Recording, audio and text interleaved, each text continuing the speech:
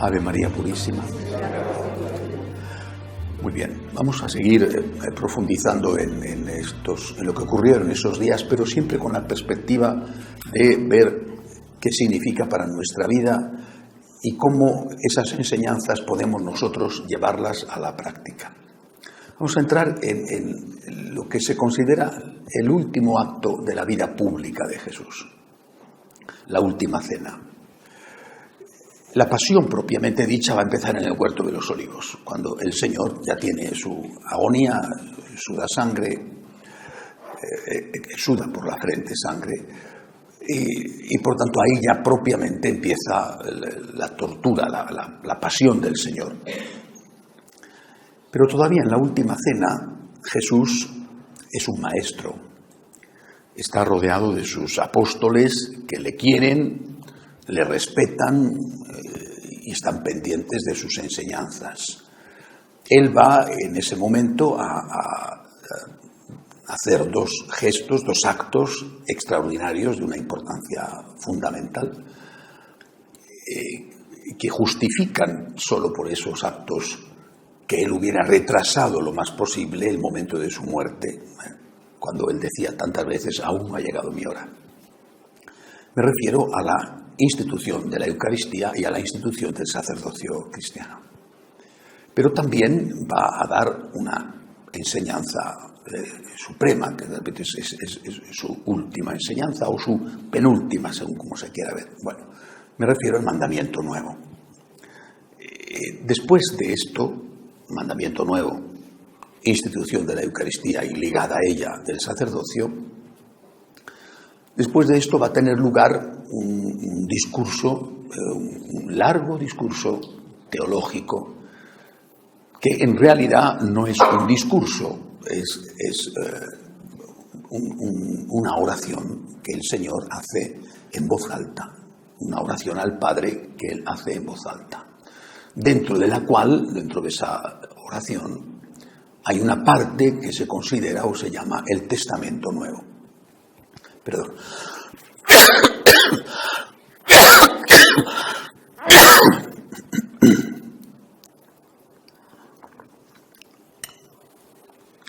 Dentro de esa oración, esa última parte de Jesús, todavía de la vida pública de Jesús, está lo que se considera el testamento de Jesús, no el testamento nuevo, como he dicho, sino el testamento de Jesús. Cuando el Señor va a decir al Padre, que todos sean uno para que el mundo crea que tú me has enviado. Bien. Por tanto, en esa última cena tienen lugar unos acontecimientos de la mayor importancia. A partir de ahí ya viene la pasión, la muerte, la resurrección, las apariciones. Vamos a comenzar lo primero estudiando un texto, un aspecto de esa última cena que solo cuenta San Juan, el lavatorio de los pies. No es el único que estaba presente, al menos San Mateo estaba, como sabéis, de San Marcos va a ser discípulo de San Pedro, mientras que San Lucas va a ser discípulo de San Pablo. Marcos va a recoger las enseñanzas de Pedro, Lucas las enseñanzas de Pablo y las enseñanzas también de la Santísima Virgen. Mateo es testigo directo, ¿no?, de los 4 evangelistas, y Juan es testigo directo. Es algo llamativo, a mí me lo parece al menos, como coincidiendo en que estuvo lugar esa última cena, sin embargo, San Juan, por ejemplo, no cuenta lo mismo que van a contar los otros 3 evangelistas, y de una forma especial en este punto del lavatorio de los pies. Los textos no los leo porque todos, yo creo que la idea esencial la tenemos, ¿no? El relato del lavatorio de los pies de los discípulos por parte de Jesús es narrado por San Juan a modo de hecho que contiene una enseñanza decisiva. Está hablando de otra manera del mandamiento nuevo. al cual nos referiremos más tarde. O sea, San Juan no va a hablar del mandamiento nuevo y en cambio habla del lavatorio de los pies. Los otros evangelistas hablan del mandamiento nuevo y no cuentan el lavatorio de los pies. El lavatorio de los pies es exclusivo de San Juan. San Juan quiere demostrarnos que Jesús no es solo alguien que enseña, sino alguien que hace. No es yo te doy un mandamiento, sino que es alguien que practica aquello que está enseñando. Y lo practica, en este caso, con el lavatorio de los pies. Sus obras son enseñanza pura, incluso si no hubieran ido acompañadas de palabras que las explicaran. El relato de lo que ocurrió va precedido de una introducción que enmarca y da su pleno valor a lo que va a ocurrir a continuación. Es de San Juan. Antes de la fiesta de la Pascua, sabiendo Jesús que había llegado su hora de pasar de este mundo al Padre, habiendo amado a los suyos que estaban en el mundo, los amó hasta el extremo. Podría parecer, porque a continuación viene el relato del lavatorio de los pies, que este amar hasta el extremo hace referencia solo a eso. No, hace referencia a todo lo que va a ocurrir. Es decir, el Señor va a amar hasta el extremo a los suyos y empieza por amar hasta el extremo con el lavatorio de los pies. No termina con eso. No es lo único, sino que el amor hasta el extremo empieza con el lavatorio de los pies.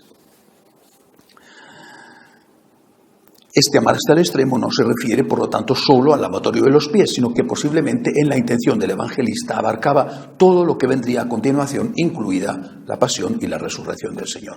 Pero también, y por lo tanto, estaba incluido el gesto de amor que va a llevar a cabo lavando los pies a los discípulos. Si amar hasta el extremo a alguien es dar la vida por él, se empieza a dar la vida cuando se le ama, cuando se le sirve. Primera idea importante. Si tú estás amando a alguien y por amor a ese alguien estás dispuesto a dar la vida por él, y si no estás dispuesto a dar la vida por alguien es que no le amas lo suficiente. Jesús nos enseña con su palabra y con su comportamiento que nadie tiene amor más grande que el que da la vida por sus amigos. Por lo tanto, tienes que preguntarte, yo quiero a esta persona. ¿Estoy dispuesto a dar la vida por esta persona? Si llegara el caso, Dios quiera que no llegue, ¿no? ¿Estarías dispuesto a dar la vida por un hijo? Si tuviera esa posibilidad, muchas veces no tiene que esa posibilidad, ¿no? Es que dices, mi hijo está enfermo y yo me cambio por él. No te puedes cambiar por nadie, ¿no? Pero no, pienso en el padre Kolbe, ¿no? Que estando en el campo de concentración en Auschwitz se cambió por otro preso en una de las represalias de los nazis, se cambió por otro preso porque el otro preso era padre de familia. Entonces él amó hasta el extremo. ¿Estás dispuesto de verdad a dar la vida por esa persona? Esa es una medida, no es una cuestión retórica. ¿Estás dispuesto a dar la vida por esa persona? Si llegado el caso, eso fuera posible, que muchas veces una persona tiene un cáncer, ¿tú qué haces, no? Pero a lo mejor una persona necesita un trasplante de riñón. ¿Tú estás dispuesto a dar tu riñón a esa persona, que de tu sangre, es tu hermano, por ejemplo, y sois compatibles? ¿Estás dispuesto a dar la vida por esa persona? Tu esposo, tu mujer. Que esa es la medida que dice Jesús y que hace Jesús. Y si tú estás dispuesto a dar la vida por esa persona, estarás entonces dispuesto a hacer cosas que valen menos, ¿no? Entonces, si estás dispuesto a dar la vida, ¿no estás dispuesto a ceder el mando de la televisión? ¿No estás dispuesto a fregar los platos? ¿No estás dispuesto a ayudar en la cocina? Es decir, cuando uno tiene esa medida suprema, te da la medida de todo. Estás dispuesto a dar la vida, pero no estás dispuesto, en cambio, a ceder un día a ver qué película hay que ir a ver, ¿no? Porque siempre tiene que hacerse lo que tú quieres. Pero entonces es que tú no amas a esa persona, no la quieres. Más allá del sentimiento, El sentimiento es importante en la vida, los sentimientos son muy importantes, pero sabemos que son pasajeros, ¿no? están y no están. A veces no sabes por qué y ya no sientes lo que sentías. Y entonces, ¿cómo se puede construir nada que tenga solidez y que tenga futuro sobre los sentimientos únicamente? El Señor nos enseña lo que es el verdadero amor y dice, dispuesto a dar la vida. Pero, y esa es la lección que nos da San Juan, ese estar dispuesto a dar la vida que le llevó a la cruz empieza por un acto de servicio, lavar los pies. ¿No? Estoy dispuesto a dar la vida. Sí, ¿y estás dispuesto a algo que es muchísimo menor como lavar los platos? ¿Estás dispuesto a dar la vida? ¿Estás dispuesto a algo muchísimo menor como ceder en un asunto? Yo nunca olvidaré una escena que fue para mí una gran lección. Durante el tiempo que fueron bastantes años que trabajé con el actual dicasterio de Laicos y Familia, entonces Pontificio Consejo para la Familia, preparando las Jornadas Mundiales de la Familia, me tocó, hacíamos este trabajo, un matrimonio italiano, excelentes, y yo hacíamos este trabajo de preparación de la jornada de la familia, entre nosotros tres, jornada y el Congreso de la Familia. En ese matrimonio, excelentes, de verdad. Pero al fin, ella y él, ¿no? Santos los dos, santos, pero ella y él, ¿no? Es decir, ella un carácter, digamos, intenso, y él paciente. Bueno, ella mucho más lista que él, mucho más lista, pero qué carácter, Y esto, no sé, en la intimidad de su hogar lo que sería, pero cuando estás en público a veces se torna violento. También porque hay momentos de tensión, siempre se va presionado, prisas, imprevistos de todo tipo, y se generan, por tanto, situaciones que te ponen un poco a prueba, ¿no? Recuerdo en una ocasión yo cogí tal dolor, tal ciática, que me tuvieron que poner inyecciones de cortisona porque no aguantaba del dolor y era puramente los nervios, ¿no? Y estábamos discutiendo, ya no recuerdo cómo tenía que hacerse determinada cosa, y este buen hombre dio su opinión. ¿En qué hora? ¿No? Bueno, ella le maltrató, no le insultó, era una señora, no le insultó, no le vejó, ¿no? Delante de mí.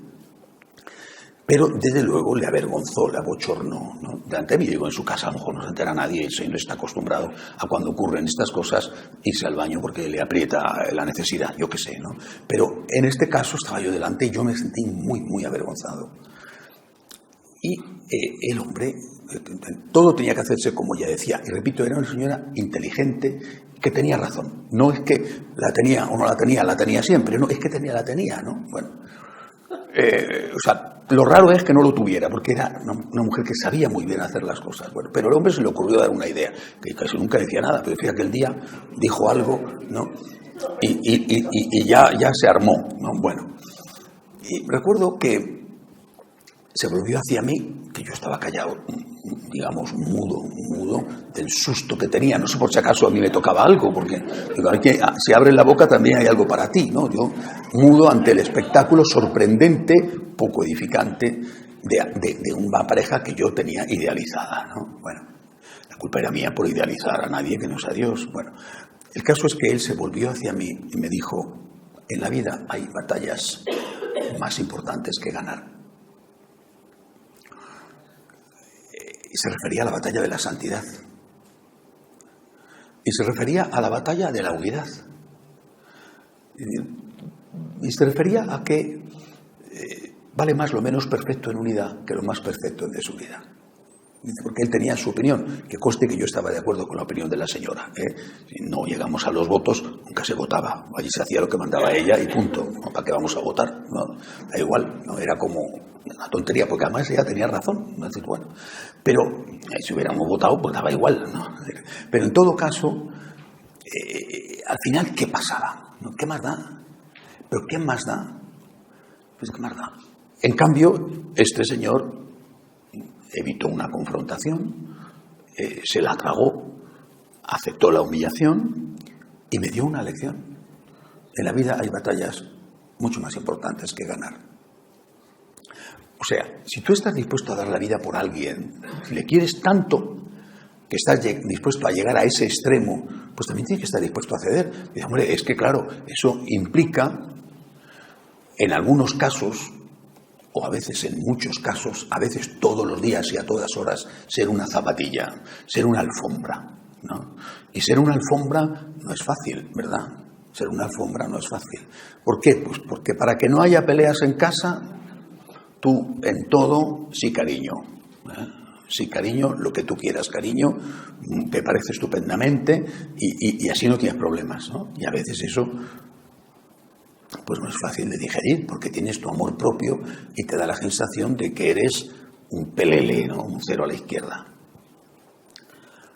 Y si dices, mira, yo es que esto no me parece bien, ¿no? De repente, esto, ya tenemos el lío, ¿no? Bueno, es un ejemplo de la vida cotidiana, pero vuelvo a la enseñanza de Jesús. Tú estás dispuesto a dar la vida por esa persona y ¿qué más da? Salvo que estemos ante algo que sí, da igual, no algo menor, sino algo realmente de importancia. Esto no es cualquier cosa, no estamos ante, esto se puede hacer así o se puede hacer así, ¿y qué más da? ¿Y qué más da? Sino que estamos ante algo grave, entonces ya no le dices sí cariño, dice mira yo por aquí no, lo siento pero no puedo pasar, ¿no? O sea, te quiero mucho y no quiero tener un lío contigo ni una bronca diaria, pero esto no puedo aceptarlo, estamos ya ante cosas de verdadera importancia.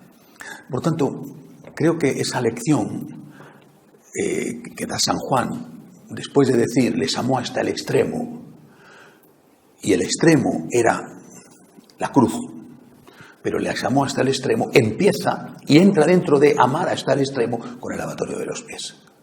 Es decir, ese acto de amor sencillo ya es amar hasta el extremo. Por lo tanto, cualquier acto de amor forma parte del amar hasta el extremo. La caridad, el servicio, por lo tanto, es la manera incruenta, sin sangre, de amar hasta el extremo, que culminará con el derramamiento de la sangre en la cruz. De hecho, como el propio Jesús había enseñado, si no se es fiel en lo poco, no se puede ser fiel en lo mucho. No se puede dar la vida por alguien si antes no se ha servido a esa persona, no se la ha amado con todos los matices del amor, por ejemplo, con el perdón. El servicio, representado en el gesto del lavatorio de los pies, es un equivalente a la cruz. Es un anticipo de la misma. Jesús nos está diciendo con obras, porque te quiero, te sirvo. Y porque te quiero, subo a la cruz por ti. En este contexto se entiende mejor la insistencia de Cristo en lavar los pies a todos, incluido al renuente Pedro. Si no te lavo, no tienes parte conmigo. Le dice ante su negativa a dejarse servir por Cristo en un oficio que era propio de los criados e incluso de los esclavos. Pero no entiende Pedro que ese gesto de servicio con agua es el anticipo del lavatorio redentor con sangre que tendrá lugar después. Jesús, sin embargo, lo está haciendo a propósito y lo está explicando de algún modo porque en la cruz no tendrá ni tiempo ni fuerzas para explicar muchas cosas.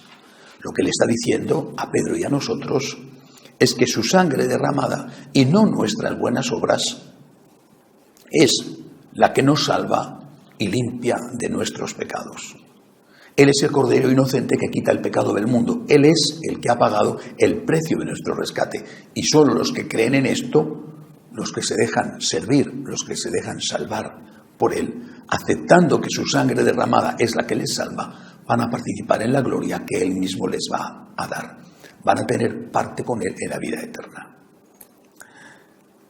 Jesús ha venido a salvarnos de nosotros mismos, a limpiarnos de los pecados que en el camino de la vida hemos dejado que se adhirieran a nuestros pies. Tenemos los pies sucios de las culpas, del polvo del camino. Y Él se nos muestra como el siervo, como el esclavo, que libremente y no a la fuerza, se arrodilla ante nosotros para purificarnos de esos pecados.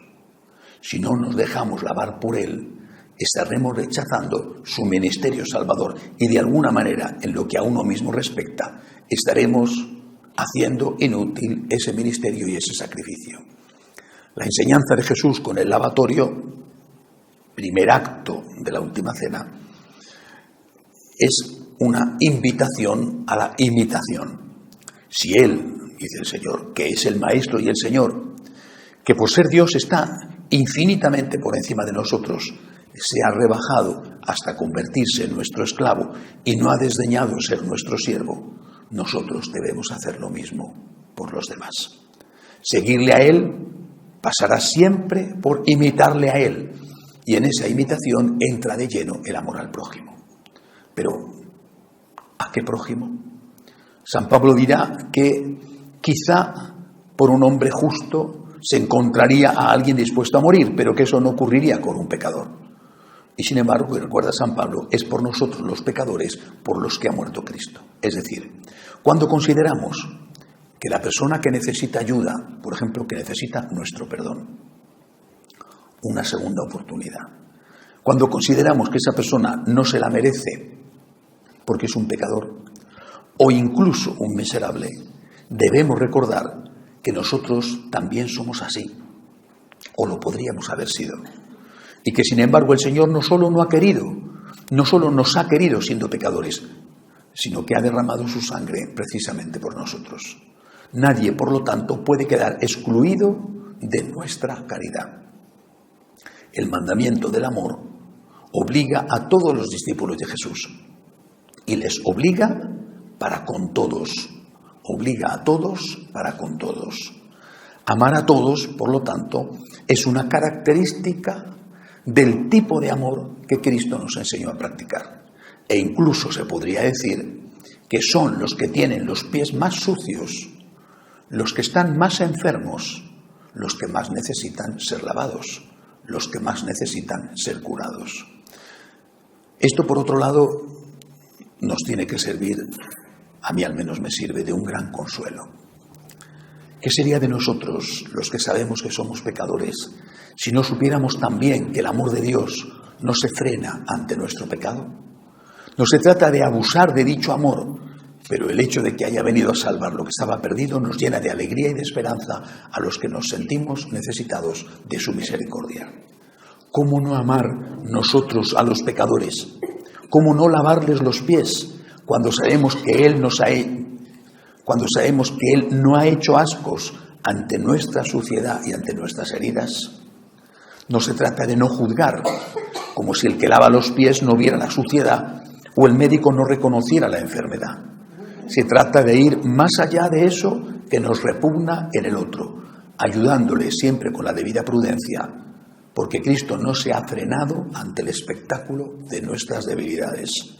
Fue ante los pies sucios de los apóstoles, ante la carne podrida del leproso, ante todo lo que es feo, desagradable y carente de atracción, que Él se arrodilló. Sus manos purísimas lavaron nuestra cochambre y quitaron las costras de nuestras viejas heridas, lo mismo que su bendita sangre arrancó de nuestra alma la suciedad de nuestro pecado. Nosotros, como Él nos enseñó, debemos hacer también lo mismo. Por lo tanto, el amor sin medida tiene ese límite supremo, la vida, pero empieza por lavar los pies, empieza por el servicio. ¿A quién? A todos. ¿Qué? Todo. Todo a todos. Con prudencia, pero todo a todos. O sea, no puedes decir, estoy dispuesto a perdonar solo a mi hijo. El Señor ha dicho, perdona a tus enemigos. No ha especificado a tus enemigos de tu familia. No puedes decir, estoy dispuesto a dar limosna a todos, pero no a perdonar a todos. Al dar limosna a todos, sí, pero a perdonar a todos, no. Todo a todos. No puedes decir, es que esto que tiene este es realmente gordo y grave, ¿eh? Es que tiene los pies tiene los pies pero muy llenos de barro, ¿eh? Y bueno, pues precisamente el que tiene los pies con más barro es el que más necesita que se lo laven, ¿no? Y Jesús no se echó para atrás delante de nuestra suciedad, no se echa para atrás delante de nuestra suciedad. Si dicen, bueno, cuando en el juicio personal, bueno, pues cada uno sabrá lo que tiene, ¿no? Pero cuando llegue el juicio final, que todos sabremos lo que tienen también los demás, pues a lo mejor aquel que piensa que él tenía poco se va a sentir sorprendido porque va a ser delante de los demás, quizá el que tenga más. No ha cometido esto, aquello y lo otro. Es posible, pero ¿y las toneladas de soberbia que puede haber acumulado? A lo mejor esas toneladas de soberbia son más graves que algunos crímenes, porque cuánto daño o cuánto dolor ha hecho con su carácter, con lo que sea, ¿no? Una pregunta para terminar este tema. Cuando nos comportamos como Pedro al rechazar que Cristo le lavara los pies, ¿cuándo nos comportamos como Pedro al rechazar que Cristo le lavara los pies? ¿Cuándo rechazamos la salvación que Cristo nos ofrece? El rechazo de la salvación que el Señor nos da lo hacemos en primer lugar, y esto es importante, al negar su divinidad. Podríamos pensar que lo hacemos al negar que Él nos pueda salvar, por ejemplo, al rechazar la confesión, ¿no? Empezamos a rechazar la salvación de Cristo cuando negamos su divinidad. Nos sitúa esto en una perspectiva tremenda con respecto a lo que está pasando en este momento. San Pablo insistirá mucho, no solo en la carta a los romanos, sobre la importancia de la fe para la salvación. La fe en la divinidad de Cristo. Y cuando nos encontramos con que hoy tantísimos curas ya no creen en la divinidad de Cristo, ellos están rechazando la salvación, pero a la vez no pueden ser instrumentos de salvación, porque no pueden dar lo que no tienen. Algunos rechazan la divinidad de Cristo de forma explícita y otros de forma implícita, cuando corrigen el mensaje de Cristo y dicen, no digo que lo digan con estas palabras, pero casi, habéis oído que Jesús os dijo, pero yo os digo. Habéis oído que Jesús enseñó, pero yo os digo. Habéis oído que Jesús dijo, el que se divorcia de su mujer y se casa con otra, comete adulterio contra la primera, pero yo os digo. Eso es negar la divinidad de Jesús. Y eso es rechazar, eso es haber perdido la fe, simplemente. Por lo menos la fe en que Jesús es Dios. Y probablemente también la fe en la propia existencia de Dios. Hay un texto que nunca he olvidado, que me llamó muchísimo la atención, de la autobiografía de Chesterton, que un obispo liberal acaba de rechazar que Chesterton pueda empezarse la causa de beatificación de él. Su autobiografía, que es entre las cosas geniales que Chesterton escribió, es una de las mejores, llena de ese humor suyo, humor paradójico, humor inglés. En la autobiografía él cuenta cómo fue su formación de adolescente. Y dice que un día ve a un antiguo compañero de colegio, bueno, esos colegios elitistas británicos, y que le dice el compañero de colegio, por supuesto no practica, todavía era la época en que ambos eran anglicanos, y le dice el compañero de colegio, dice, tú lo mismo que yo, tuvimos como profesores de religión, a sacerdotes ateos. Esa sensación tienes con frecuencia, ¿no? No sé si ese sacerdote es un mujeriego o un homosexual. No sé si es un alcohólico, no conozco su vida, ¿no? Ni tengo tampoco ningún interés en husmear, no conozco su vida, ni me importa, o sea, es un asunto entre Dios y él, bueno, pero ese señor no tiene fe. No tiene fe. Y no solamente no tiene fe en la divinidad de Cristo, sino que probablemente, como decía aquel compañero de Chesterton, probablemente no tiene fe ni siquiera en la existencia de Dios. O es algo remoto en su vida. Dices, entonces, ¿qué hace de sacerdote? En el caso de los anglicanos es un oficio, ¿no? Se puede casar, Y en el caso de los católicos, probablemente, muy probablemente, sí que entraron en el seminario con fe. Y después la estructura y el sistema, el tiempo, como pasa a veces en el matrimonio, se pierde el amor, ¿no? Ha hecho que eso se fuera enfriando hasta el punto de desaparecer. Hace ya muchos años los anglicanos hicieron un estudio sobre sus clérigos y clérigas, y un porcentaje alto, que era mayor entre las clérigas que entre los clérigos, no creían en la resurrección de Cristo y no creían en la vida eterna. Un porcentaje alto, os hablo, no recuerdo bien, pero como del 35-40%. ¿no? Estamos hablando, por lo tanto, de que esa gente ha perdido la fe, al menos la fe cristiana. Por lo tanto, para aceptar la salvación de Cristo, lo primero que tienes que aceptar es su divinidad. Y no es una fórmula, yo creo que Jesús es Dios. Yo creo que Jesús es Dios significa que las enseñanzas de Jesús son enseñanzas de Dios. Y significa que yo no me puedo poner por encima de Dios, convirtiéndome yo en Dios y haciendo que Jesús deje de ser Dios para convertirse en uno más, o a veces en uno menos. Habéis oído que Jesús dijo, pero yo os digo. ¿Cuántos sacerdotes dicen esto? Muchísimos. No entro en su conciencia, la intención con la que lo hacen, el itinerario que han seguido hasta llegar a ese punto, esto no lo sé, ¿no? Pero lo dicen.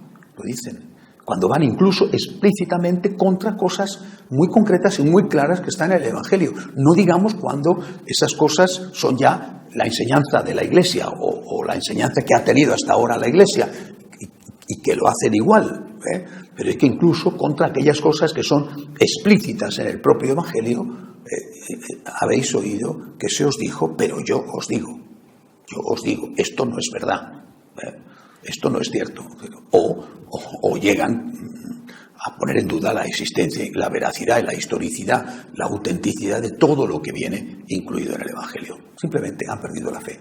Si han perdido la fe en la divinidad de Cristo, es como si San Pedro se negara a dejarse salvar por Cristo. Para ser salvado por Cristo, lo primero que tienes que hacer es tener fe en que Cristo es tu Salvador, tener fe en que Cristo es Dios. Por lo tanto, al negar que su sacrificio en la cruz pudiera ser fuente de salvación para todos los que creen en él, dado que solo el sacrificio de Dios podía salvar a todos los hombres, negamos esa divinidad, aunque no nos demos cuenta de ello, cuando decimos que las enseñanzas de Cristo transmitidas por la Iglesia están anticuadas y tienen que ponerse al día, adaptándose al mundo.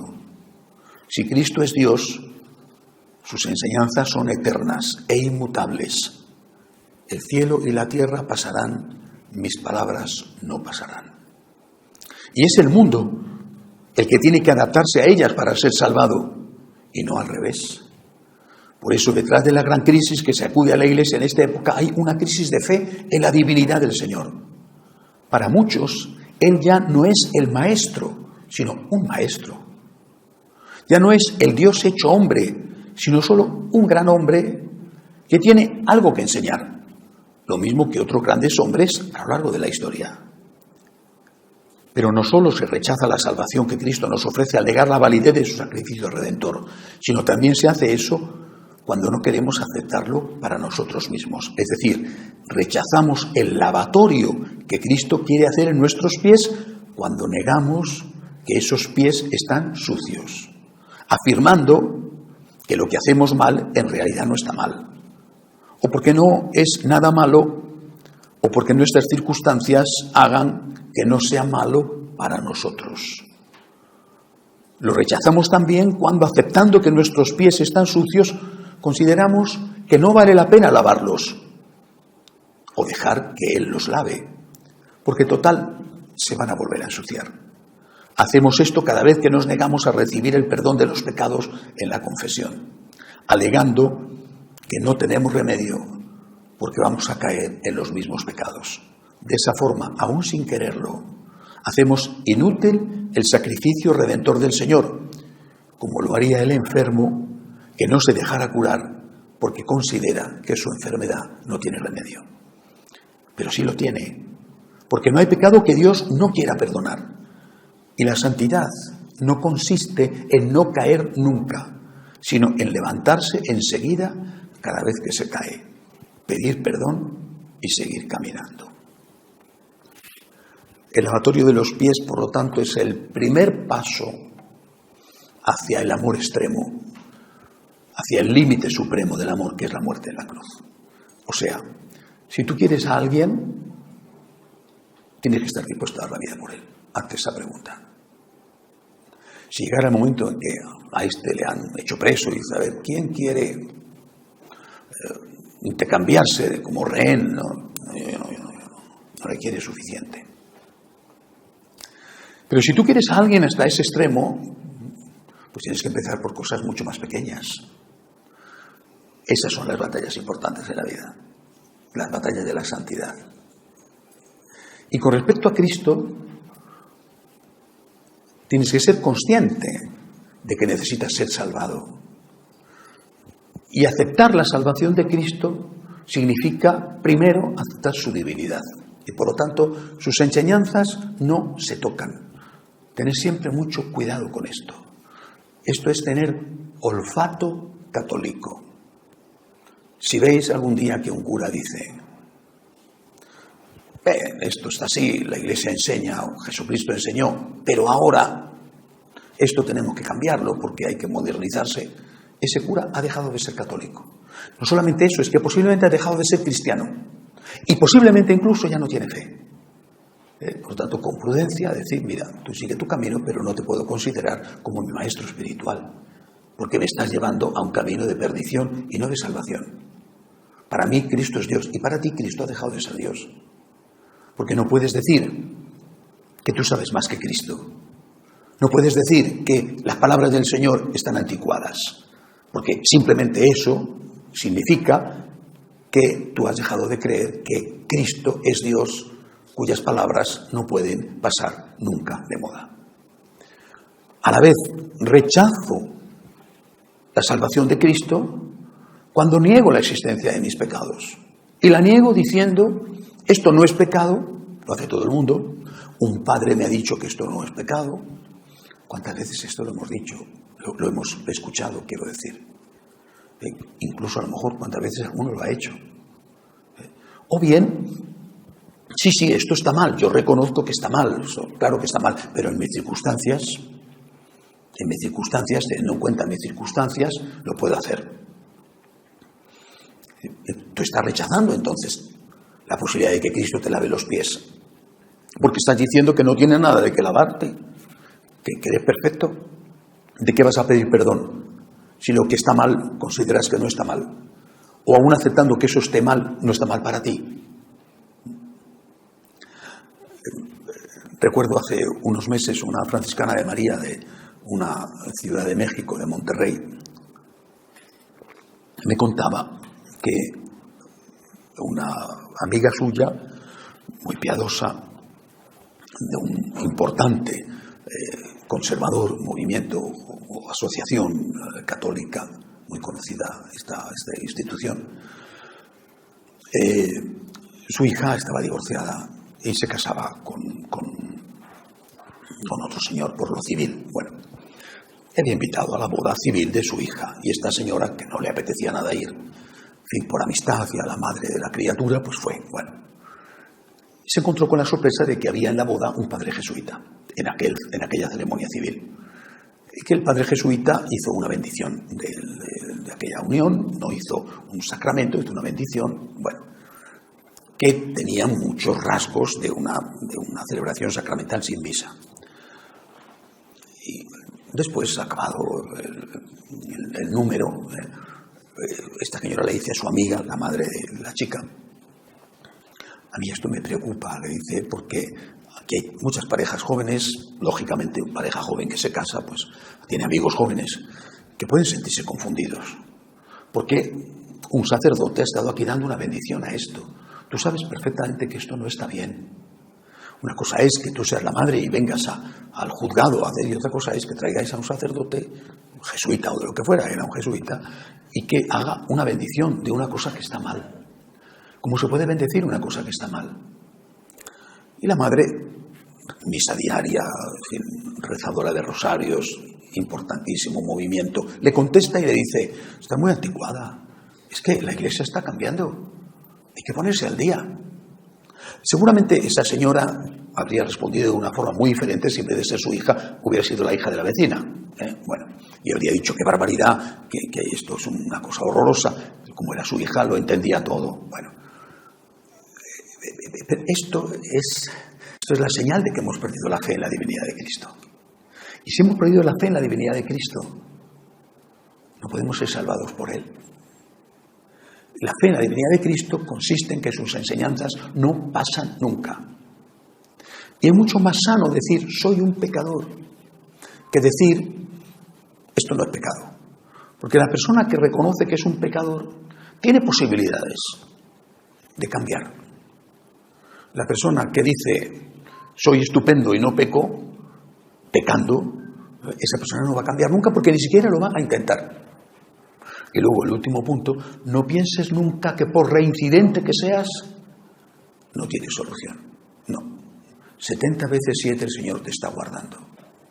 Yo tengo la confianza y la certeza de que cuando hemos rezado tantas veces el Ave María, le hemos dicho a la Virgen tantas veces cada día, como 50 veces cada día, ¿verdad? Santa María, Madre de Dios, ruega por nosotros pecadores, ahora y a la hora de nuestra muerte. Cuando llegue la hora de nuestra muerte, pues el Señor no nos va a dejar y la Virgen no nos va a dejar, ¿verdad? Pero, lo mismo que dicen que la inspiración te encuentre trabajando, que la hora de la muerte te encuentre en gracia de Dios. Es decir, que te encuentre levantado. A lo mejor hacía un minuto que te acababas de caer. Y quizá un minuto más tarde te volverías a caer. Pero has caído, levántate enseguida. Perdóname, Señor. Perdóname, Señor. Dice, y después, pues volverás a caer. Y después, perdóname, Señor. Porque eso es dejarse salvar por Cristo. Hacemos un momento de oración en silencio.